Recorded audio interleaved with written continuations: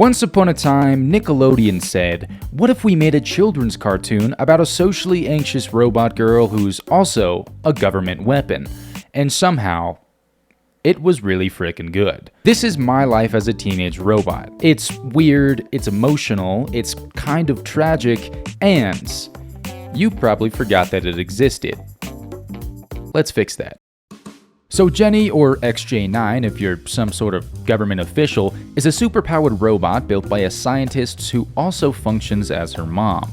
Jenny's job is to save the world, but her dream is to survive high school. And unfortunately, those things tend to overlap. It's kind of like if you're taking a history quiz, but then, oh, there's that meteor heading for Europe. Again. It's the classic teen struggle of balancing social anxiety with the occasional alien war. And from that chaos, the show somehow still manages to build something surprisingly grounded. But of course, none of this would work without a main character who is actually interesting, and thankfully, Jenny kind of fits that role almost perfectly. Jenny spends most of the show trying to be quote-unquote normal. Unfortunately, she's made out of titanium and has a built-in rocket launcher, so that's a little bit tricky. She tries on new personalities, gives herself makeovers, and even briefly becomes a human. None of it really works, but she keeps trying anyway, which makes her way more relatable than most quirky cartoon leads. Because under all the powers and upgrades, Jenny just wants to not be seen as a freak. And I get that.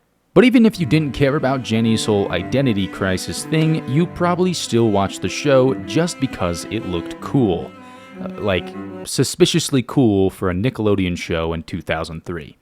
My life as a teenage robot had this super distinct retro-futuristic look. It's kind of like the Jetsons, but if it were designed by someone who only listens to synthwave and plays Geometry Dash. The colors were bold, the shapes were sharp, and everything, from the city layouts to the villains, felt stylized in a way that still holds up. It somehow looked vintage and futuristic all at the same time, which kinda adds to the charm. And here's the thing, just when you think this show is all about fun designs and cartoon antics, it quietly hits you with something completely out of the blue. There are episodes that are straight up just body horror. One where Jenny meets her older robot siblings and they're all defective and sad, one where she gets brainwashed and turns evil, and one where she just becomes a straight up sludge monster. The tone never really breaks into grim dark, but there's this constant underlying feeling that Jenny is one bad day away from a full-on existential meltdown. And the show never mocks her for it. It just lets her sit in it, which is kind of incredible for something that aired in between episodes of fuck-ass Fairly Odd Parents. But luckily, Jenny is not doing all of this alone, because what's a socially anxious robot girl without a cast of weird people orbiting her emotional collapse? Dr. Wakeman is Jenny's creator, legal guardian, and walking PhD thesis. She's well-meaning, but very much the type to solve emotional issues with a spreadsheet. Then you've got Brad, which is Jenny's human best friend. His role is mostly just to say cool and occasionally get kidnapped, which is okay. Tuck is Brad's little brother, and he is just a ball of little chaos. Every scene he's in feels like a side quest that you definitely did not want to start. And lastly, we have the Crust Cousins. They exist solely to make Jenny feel bad for being built like a refrigerator. Every show needs haters, and these two, they're pretty good at it. With all that chaos flying around, you'd think that this show would lose focus, but weirdly, it did not. It actually had some of the best tonal balance of any cartoon at the time. One episode would be a giant sci-fi battle for the fate of humanity, and the next would be about Jenny just trying to get invited to a sleepover, and both of them felt pretty much equally high stakes. It treated teenage awkwardness and robot combat with the same level of importance, which honestly at the time kind of felt accurate. There was always this push and pull between saving the world and just passing gym class.